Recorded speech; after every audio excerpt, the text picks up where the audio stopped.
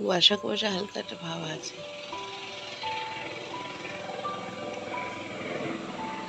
Good morning everyone, welcome back to my channel. তো বেজে গেছে ঘড়িতে অলমোস্ট সোয়া ছটা। আমাদের টোটোওয়ালা দাদা এখনও আসেনি। তো আজকে দীঘাতে ডে 2। তো আমরা এখন যাব হচ্ছে মোহনা।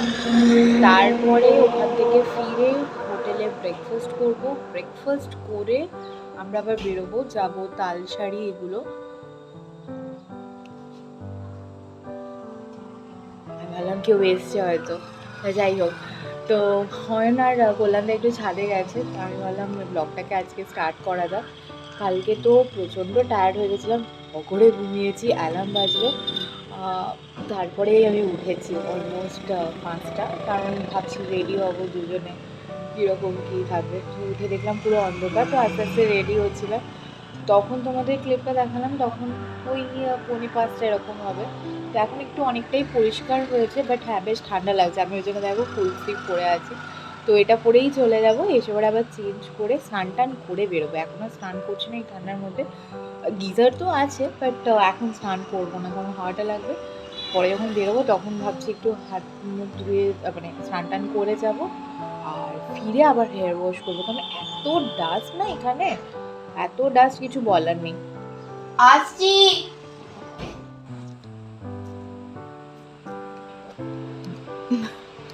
শিশি পড়েছে। এই যে দাদা, দাদা একটু মুখটা দেখান। গুড মর্নিংটা বলো। Good morning. আজকে আমরা সবাই কোথায় ঘুরতে যাচ্ছি বলতো? কি? মোহমায়া নাকি? মোহনা। মোহনা, মোহনা দ্বীপ। মোহনা। মোহনাটা এই কি? এদেরকে ফোন করো। মোহনাটা কি জিনিস এক্সপ্লোর করতে হবে? যেখানে নদী এন্ড হয় সমুদ্রে গিয়ে মেশে। তো আমাদের টোটো দাদা চলে এসছে, আর ঋতুপর্ণা, পুচকি আর কল্যাণদা আসছে। আমি আর নিচে নেমে এলাম, টোটো দাদা অলরেডি এসে গেছে। আমি এটা শলটা নিয়ে নিলাম ঠান্ডা না লাগে, কারণ টোটোতে খোলা তো ঠান্ডা লাগার চান্সেস আছে। তো এটা নিয়ে যাচ্ছি, বাট হ্যাঁ ওখানে ছবি তোলার সময় অবভিয়াসলি এটা খুলে দেবো। তো আলটিমেটলি আমরা এসে পৌঁছেছি মোহনায়, দীঘার মোহনায়।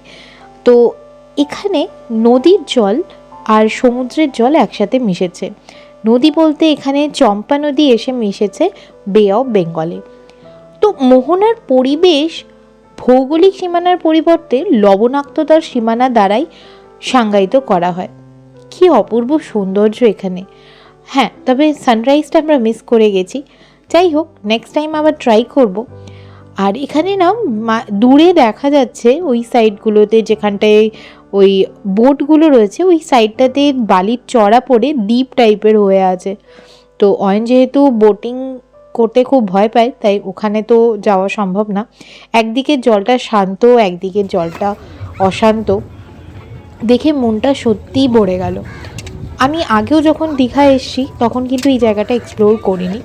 হ্যাঁ, ফ্যামিলির সাথে এসেছি, বাবা মায়ের সাথে, বাবা মা যেখানে গেছে সেখানে গেছি। তো এখন নিজে আরও গুগল সার্চ করে কোথায় কোথায় আরও সাইট সিইং করা যায় সেগুলো দেখে আমরা এখানে এসেছি। তো আমরা আজকে সারা দিনের জন্য টোটোটা বুক করে নিয়েছিলাম। তো আমাদের 3-4টে পয়েন্ট ছিল দেখানোর, যেরকম এটা মোহনা। এরপরে আমরা মানে আর একটু বেলার দিকে যাব, আমরা হচ্ছে গিয়ে থালসারি, উদয়পুর বিচ, দেন চন্দনেশ্বর মন্দির, রাধাকৃষ্ণ মন্দির। তো এই সবগুলো মিলে আমাদের 700 মতো পড়েছে। তো এখানে তোমরা বার্গেন করতে পারো। আমরা টোটো বুক করেছিলাম, আমাদের মনে হয়েছিল এটা বাজেট ফ্রেন্ডলি। তো খুব বেশি এসি গাড়িতে করে ঘোরার কোনো মানে হয় না। খুব বেশি যে রোদ লাগছিল তা বলবো না, যদি গাড়ির মধ্যে ছাওয়ার মধ্যে থাকো অতটা রোদে ইফেক্ট হবে না। তো যারা গাড়ি করতে চাও অবশ্যই করতে পারো, তোমাদের উপর ডিপেন্ড করে। তো আমাদের মনে হলো যে না, টোটো ইজ দ্য বেস্ট অপশন। তো এখানে দেখো প্রাকৃতিক সৌন্দর্যটা কি সুন্দর লাগছে সকালটা। এখান থেকে তো আমার ফিরতেই ইচ্ছে করছিল না, বাট যেহেতু আমাদের আদার্স পয়েন্টসেও যাওয়ার ছিল আর এরপর এখান থেকে গিয়ে ব্রেকফাস্ট করার ছিল, তাই আমরা বেশিক্ষণ আর ওয়েট করিনি। আর এখান থেকে ফেরার সময়, এটা অ্যাকচুয়ালি যে মাছের আড়তটা আছে ঠিক ওই জায়গাটার পাশে। তো এখানে একটা বড় মাছের আড়ত আছে, যেখান থেকে তোমরা মাছ বা এখান থেকে মানে খুব সস্তায় মাছ পাওয়া যায়, বিভিন্ন ধরনের মাছ পাওয়া যায়। আর তোমরা যদি ওদের বৌনির সময় যখন মার্কেটটা শুরু হয় সেই টাইমে যদি আসো, খুব কম প্রাইসে পাবে। আমাদের সেটা জানা ছিল না, এখানে আপফ্রন্ট ওরা বলছে, বিকজ আমরা যখন মার্কেটটায় ঢুকছি তখন বলছিল 400 টাকা কিলো পমফ্রেট, 400 মানে বেশ বড় সাইজের। বাট যখন আমরা ফিরে আসছি না তখন বলে একটু ওটাই 700 টাকা হয়ে গেছে। এবং ওরা আপফ্রন্ট মুখের উপরেই এটা বলছে কত টাকা ইলিশ মাছ? যে যত দিন বাড়বে তত এটার দাম বাড়তে থাকবে। তো এখানে মাছের নিলাম হয়, আর এখানে দেখো বিভিন্ন সাইজের পমফ্রেট রয়েছে, চিংড়ি রয়েছে। ইভেন এখানে আমরাও দেখলাম শঙ্কর মাছ দেখেছি আমি, দেন বিভিন্ন টাইপের কাঁকড়া দেখলাম, মানে এত কাঁকড়া তো আমি জীবনেও দেখিনি মনে হয়। বিভিন্ন টাইপের মাছ ছিল। আর একটা মাছ আমি দেখলাম, তলোয়ার মাছ, আমি আমাদের লোকাল মার্কেটেও দেখেছি। এই দেখো এইখানে আরেক ধরনের কাঁকড়া রয়েছে। আর একটা মাছ যেটা দেখলাম সেটা হচ্ছে হাঙর মাছ। আমি কোনোদিন নামই শুনিনি সত্যি কথা বলতে, বাট এখানে দেখলাম সেটাও মানুষে খায়। স্কুইড, স্টারফিশ, দেন তোমার এখানে অক্টোপাস, এইগুলো সব স্কুইড বা অক্টোপাস এগুলো চাইনাতে ওরা এক্সপোর্ট করে। তো এটা এখানকার একটা বিজনেস বলতে পারো, এখানকার যারা বাসিন্দা আছে তাদের। তো এই মাছের এখানে হ্যাঁ একটা তো মাছের স্মেল আসছিলো, বাট বাঙালি হয়ে তো সেটা সহ্য করে নেওয়াই যায়। বাট হ্যাঁ, এই মাছের বাজারটা থেকেও অনেক কিছু জানতে পারলাম, অনেক কিছু শিখতে পারলাম। এত মাছ আমি জীবনেও মনে হয় দেখিনি। আবার নেক্সট টাইম যখন যাব আমরা ট্রাই করব এখান থেকে ফিশ কেনার। এবারে সেটা আর হয়নি। শুটকি মাছ, বিং আ ঘটি, আমি শুটকি মাছ খেতে খুব ভালোবাসি। অনেক বাঙালিরা আছে যারা পছন্দ করে না, ইভেন আমার সাথে ঋতুপর্ণা গেছিলো, ও নিজেই খায় না, বাট আই লাভ শুটকি মাছ। তো কারা কারা শুটকি মাছ খেতে ভালোবাসো তারা জানিও, তাহলে আমি তাদের সাথে প্ল্যানটা করব দীঘা যাওয়ার। তো আমরা আপাতত এসে গেছি মোহনার পাশে যে মাছের আড়তটা আছে এখানে। এখানে তোমরা আসতে পারো, এখানে অনেক কম প্রাইসে তোমরা পেতে পারো যারা এখানে থাকবে বা খাবে। তো প্রথমে ঢুকে যেটা দেখলাম ওখানে তো অক্টোপাস দেখছিলাম বটেই, এটা দেখো শঙ্কর মাছ, মাই গড। এটা কি, এটা ফাল মাছ, ফাল মাছ নাকি এটা বলবো। আর এগুলো শঙ্কর মাছ, এই শঙ্কর মাছ, সাপ মাছ, এই দেখো এই দেখো সাপের মতো দেখতে, এইটা শঙ্কর মাছ।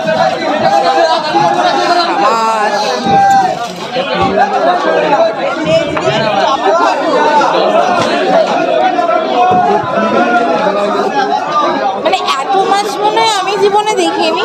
অবভিয়াসলি আমাদের ওখানে এত রকমের মাছ তো পাওয়া যায়। খাবে নাকি এটা? তুমি যদি খেতে পারো, আমি এই বাবা মাছের চোখটা দেখো, শঙ্কর মাছের চোখটা, হ্যাঁ ভয়ঙ্কর। নিচেগুলো হাঙর মাছ। হাঙর মানে? হাঙর শার্কের ছোট। শার্ক ফিশ, শার্ক খায়? এই শুনছো?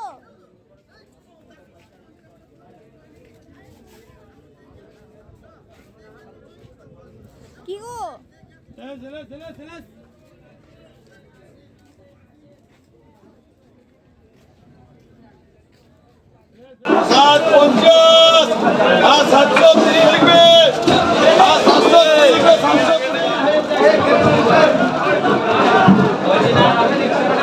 মাছ দিচ্ছে, মাছ দিচ্ছে। এগুলো কি? কাটাল পিস, কাটাল পিস। আর এটা আমটো মাছ। আচ্ছা কাটাল পিস। আচ্ছা, ও পাটি মাছ দিচ্ছে।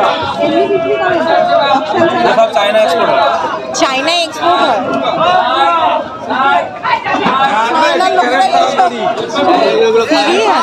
এখন বেঙ্গলও খাওয়া শুরু করছে অক্টোপাস ফিশ খাওয়া। কিন্তু দীঘায় সব খাচ্ছে। চিড়িয়াখানা থেকে ফিরে আমরা আজকে হোটেলেই ব্রেকফাস্ট করেছিলাম। ছিল আজকে লুচি আর আলুর তরকারি, সাথে ছিল ডিম, বয়েল ডিম বা অমলেট বা পোচ অপশনাল, আর দুটো করে যেটাই নেবে। সাথে একটু আচার দিয়েছিল, সুজি ছিল, সুজির বরফি টাইপের, আর একটা করে কলা আর টি বা কফি। কোন জায়গাটা দাদা বেঙ্গলের লাস্টটা? Digha border, Digha border. এটা দীঘা বর্ডার। দাঁড়াও দাদা, একটু দাঁড়াও, তুলে নি, দাঁড়াও, ফটো তুলে নি। এই করে না, না না কোথায় তুমি? এই তো দীঘা বর্ডার। আরে এইদিকে, এইদিকে। তো আমরা মোটামুটি বেঙ্গলের বর্ডার ক্রস করছি তো দাদা। এটা এই তো এখানেই লেখা আছে দীঘা বর্ডার।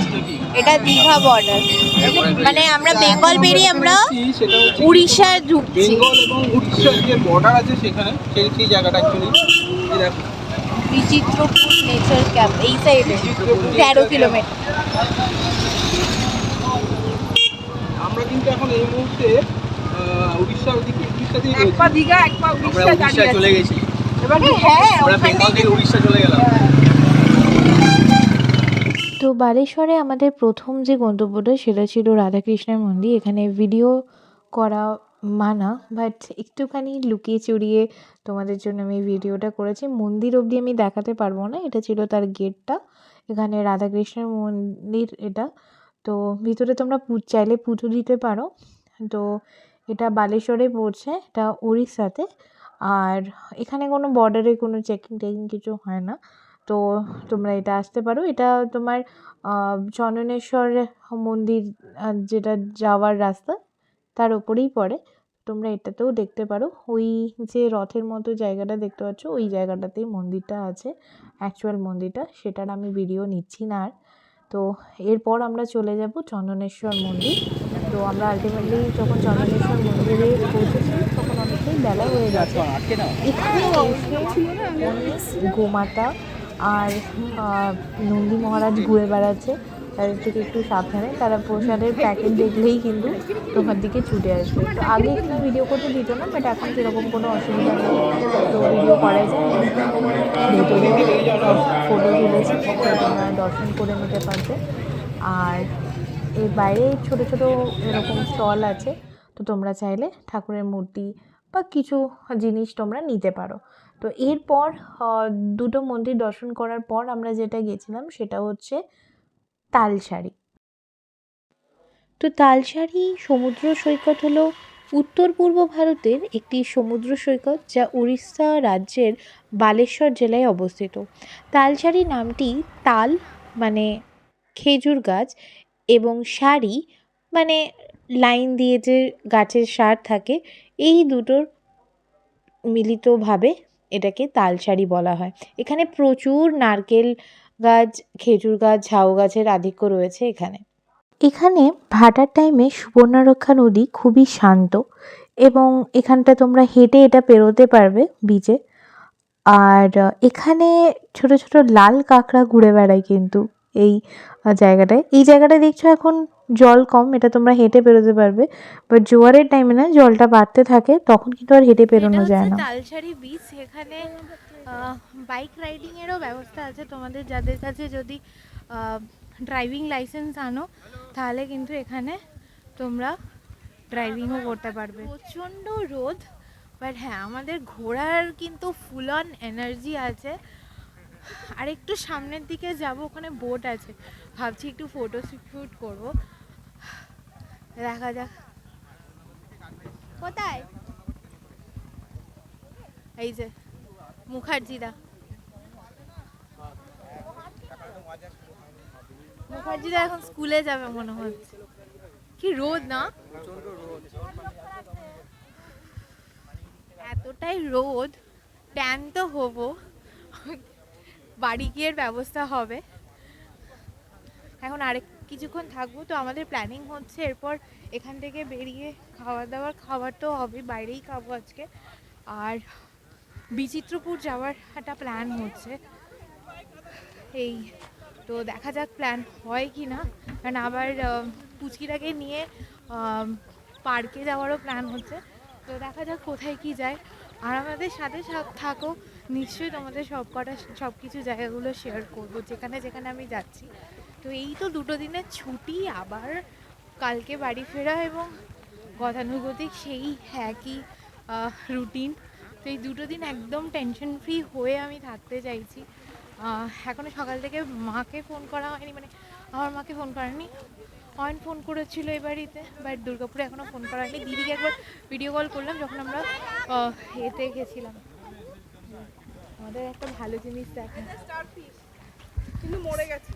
এখানে একটা মৃত জীবকে মৃত জীবকে দেখাবো, বাট এটা হচ্ছে স্টারফিশ। দেখো কিছুটা মরে গেছে। এখানে এরকম অনেক পাবে। এখানে একটা আছে।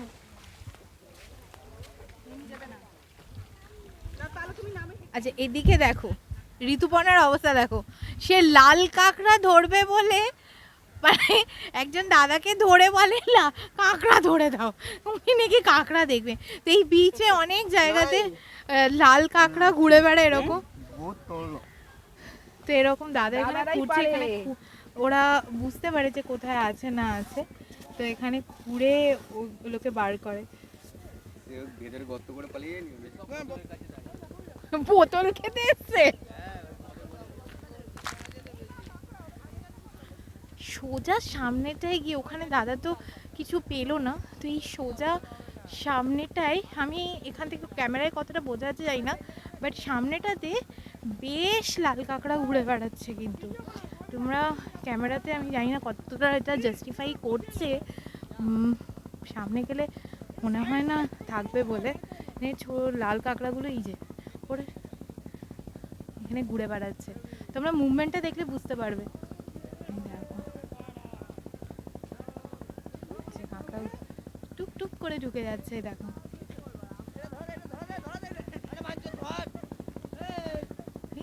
টুকটুক করে সব ঢুকে যাচ্ছে। এই এখানে যে গর্তগুলো দেখতে পাচ্ছ না, এখানে সব কাঁকড়ার গর্ত এগুলো। এখানটা পুরো নর্মালি বেরিয়েছি, এখন আসার সময় দেখো জল হয়ে গেছে, মানে জোয়ার আসার টাইমটা হয়ে গেছে। আমরা কিন্তু খুব ভালো বেরিয়েছি, নাহলে এখানে নাকি জোয়ারের সময় এইটা পার হতে অলমোস্ট 1000 টাকা করে নেয়। তো তোমরাও কিন্তু এলে টাইম বুঝে আসবে। তো এবার আমরা আজকের লাস্ট ডেস্টিনেশন, মানে সকালের লাস্ট ডেস্টিনেশন উদয়পুর সি বিচে চলে এসেছি। এটা বলতে গেলে যারা পার্টি করতে চায় তারা এখানে আসতে পারো।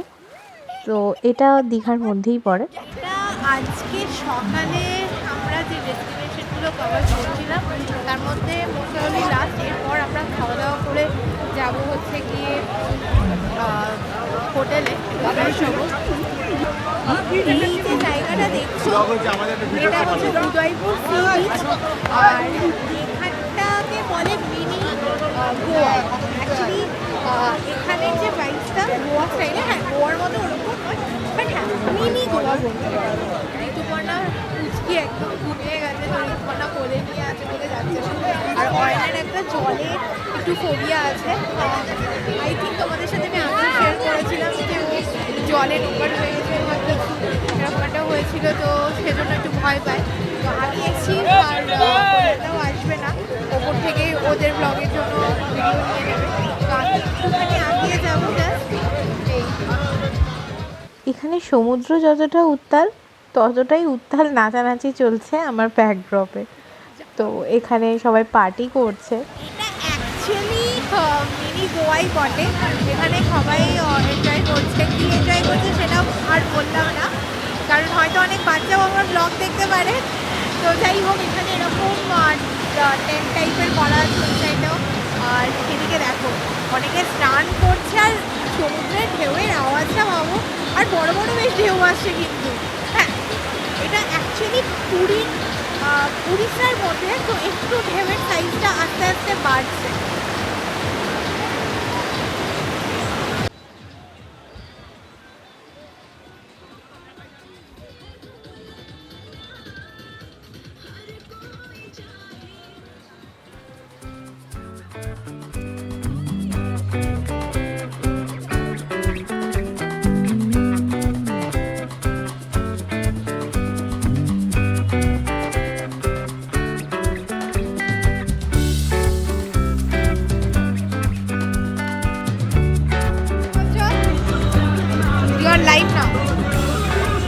ভটকা ভটকা।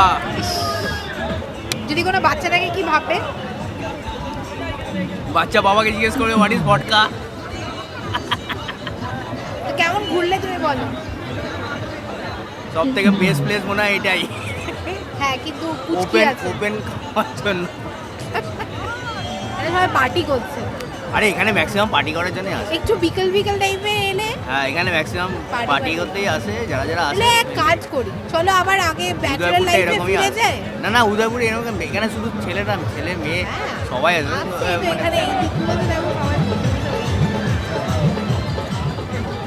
এবার আমরা ঘরে গিয়ে খাবো, খেয়ে ঢুকবো। আমার মনে হচ্ছে তুমি ওদের সাথে পার্টি করতে চাইছো।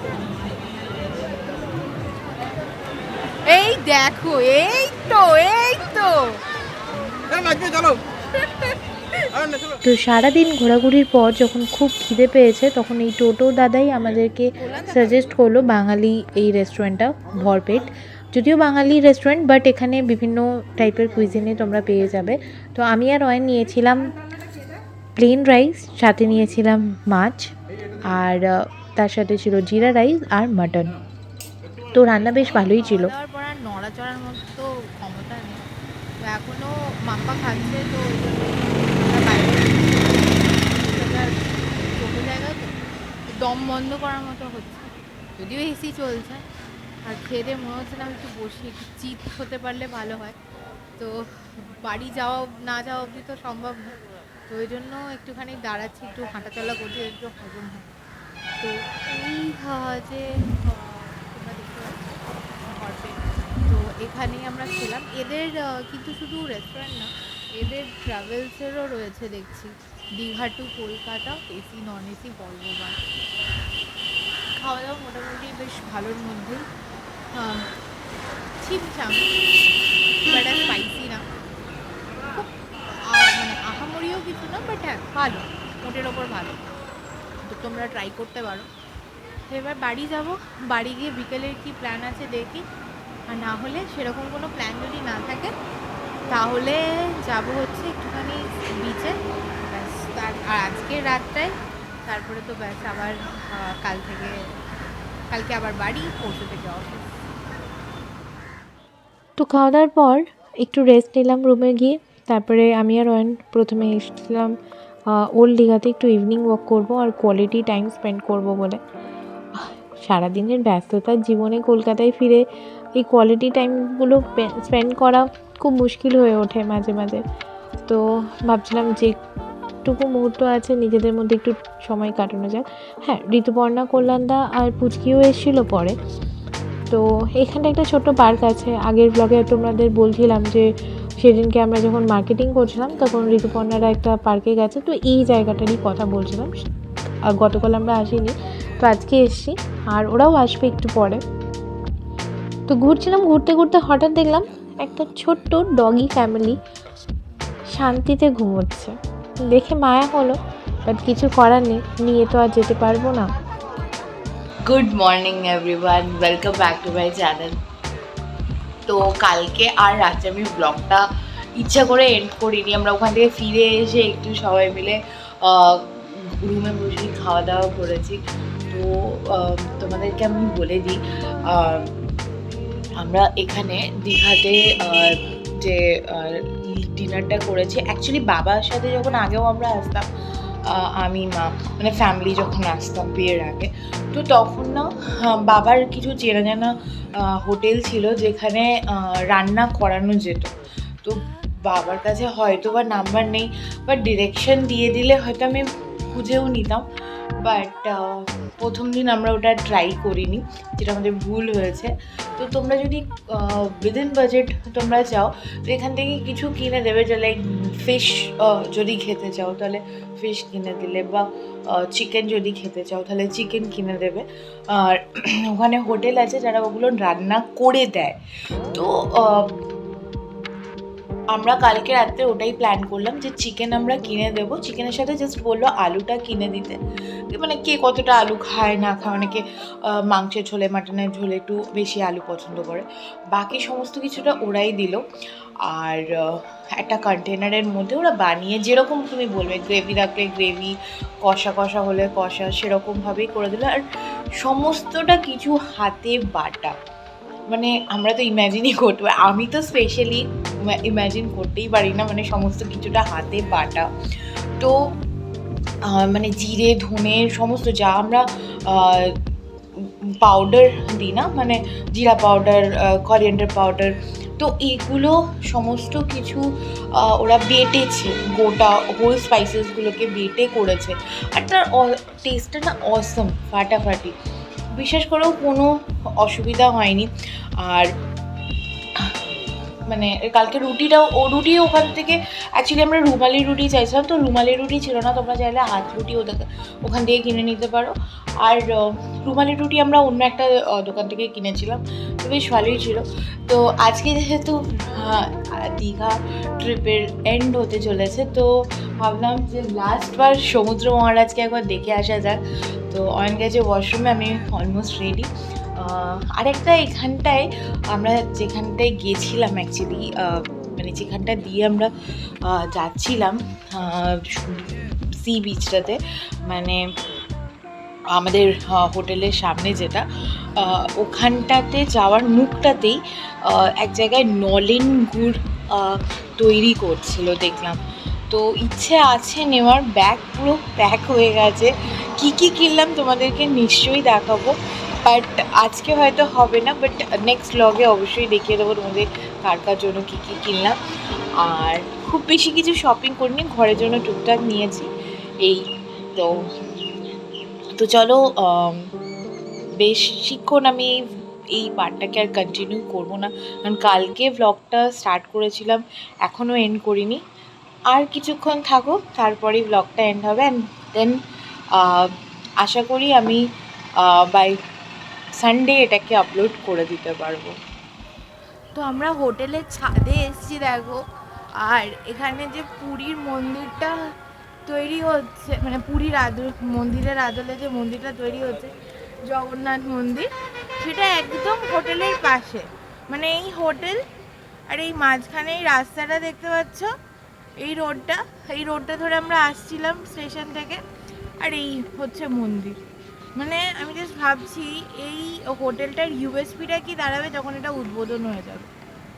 আর আমি মানে জগন্নাথ দেবের মন্দির দেখিনি পুরীতে, বাট হ্যাঁ যেটা ছবিতে দেখেছি বা কিছু ভিডিওসতে, তো একদমই বলতে গেলে ওরকমই। হ্যাঁ ওই ওরকম অদ্ভুত কিছু তো হবে না, বাট হ্যাঁ ওই আদলটা তোমরা এখানে দেখতে পাবে।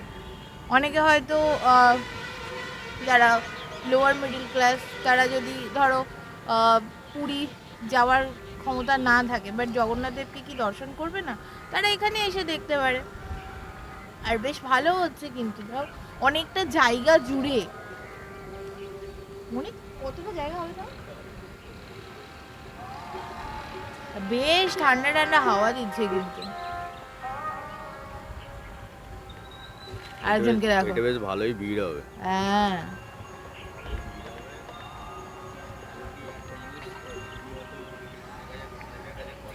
হ্যাঁ, সেই অ্যাঙ্গেল থেকে দেখতে গেলে এটা কস্টটা অনেক কমের মধ্যে, এখানে লোক বেশি আছে।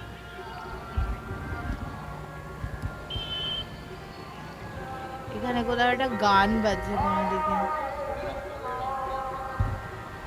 এবং এই প্রপার্টিটাও আরও মানে আরও কনস্ট্রাকশনের কাজ হচ্ছে। এখানে দেখো বালি রয়েছে, ওই দিকটাতেও কিছু একটা হচ্ছে। ইভেন এই সাইডের যে ফ্লোরগুলো দেখছো, এগুলো কিন্তু আন্ডার কনস্ট্রাকশন, এই দিকগুলো কিন্তু এখনো হয়নি। আমরা যে সাইডটায় থাকি ওই দিকটাই কিন্তু বাট এটা এখনো হয়নি। নিউ দীঘাটা এখনো আন্ডার কনস্ট্রাকশনই বলতে পারো। এদিকে অতটা হোটেল বা লজ সেরকম নেই, আছে খুব কম। তোমাকে সেরকমভাবে কিছু দেখতে হলে তো তোমাদেরকে ওল্ড দীঘাতেই যেতে হবে বেশিরভাগটা। তো এইবার আমি বাবা মার সাথে যখন এসেছি তখন ওল্ড দীঘাতেই দেখেছি, বিকজ আমার বাবা যেহেতু সাউথ বেঙ্গল স্টেট ট্রান্সপোর্টে ছিল, তো বাবাদের যে গেস্ট হাউস বলো বা বাবাদের ডিপার্টমেন্ট থেকে কিছু হোটেল ওরা রাখতো ওদের স্টাফদের জন্য, যারা আসছে যাচ্ছে তাদের জন্য, যারা ডিউটিতে আসে। তো ওই হোটেলগুলো ওল্ড দীঘাতে, আর ওল্ড দীঘাতে তোমরা প্রচুর হোটেল পাবে, বিভিন্ন রেঞ্জের পাবে, যার যেরকম পছন্দের সেরকম তোমরা সিলেক্ট করতে পারো। বাট এবারে আমরা ঠিক করেছি যে এই যে আপ ডাউনটা না অনেকটা খরচা পড়ে যাচ্ছে। আমরা যেহেতু মানে এমন একটা পিক সিজনে এসেছি আর খুব বেশি টাইম ছিল না আমরা যখন বুকিং করেছি, তো ওই জন্য এইটাতেই একটা রুম আমরা যেটা পেলাম পছন্দ মতো। তো এরকম রুম আমরা ওল্ড দীঘাতেও হয়তো পেয়ে যেতে পারতাম, বাট সেগুলো খুব বেশি কস্টলি হচ্ছিল। তো 2-3 দিনের জন্য এতটাও বেশি খরচা করাটা মনে হলো না মানে দরকার আছে বলে। তো এটা মোটামুটি রিজনেবল প্রাইসে ছিল। এটা আমাদের পার ডে কত করে পড়েছে? 2700 করে এটা আমাদের নিয়েছে, প্লাস জিএসটি। এই ইনক্লুডিং এসি বলে হ্যাঁ, এটাতে এসি তো আছে, প্লাস একটা ফ্রিজার আছে এই। আর সুপার ডিলাক্সে তোমাদেরকে ফার্স্ট ব্লগটাতে আমি তোমাদের দেখিয়েছিলাম এটা ডিলাক্স। হ্যাঁ, এটা যদি আমি নন এসি নিতাম তাহলে আরও হয়তো 400 করে কম হতো। আমি প্রথমে দীঘালি 1টাই দেখেছিলাম, যেটা ওল্ড দীঘায় আছে। ওল্ড দীঘাতে আছে, আর এটা হচ্ছে দীঘালি 2। তবে ওল্ড দীঘা অনেক better, equivalent to new Digha. Old দীঘাতে বেশি জাঁকজমক আছে, অনেক দোকান পাড়া আছে, রাত্রিব্যাপী লোকও বেশি ভিড় থাকে দেখছি। মার্কেট প্লেসও খুব অনেক বেটার, মানে খাওয়া দাওয়ার দিক থেকে সব কিছু কালকে চিকেনটা ভালো ছিল। হ্যাঁ, চিকেন কেনা, চিকেন তৈরি করে দেওয়া, ওরা সবই করে সব কিছু ওখানে। আমার ইকুইভ্যালেন্ট টু নিউ দীঘা থেকে আমার মনে হয় ওল্ড দীঘায় মাছ বেটার। চলো নিচে যাই। দৌড়চ্ছ কেন? আমি সোয়েটার না পরে এরকম ভাবে ঘুরছি, আর তুমি দেখো প্রচণ্ড ঠান্ডায়। এখানে সকালের দিকে ঠান্ডা থাকে, দুপুরের দিকে প্রচণ্ড গরম। এই সি বিচে তো এরকমই হয়। দুপুরের দিকে মানে বিচে হাঁটা যায় না, এতটাই গরম, মানে এতটাই তেজ।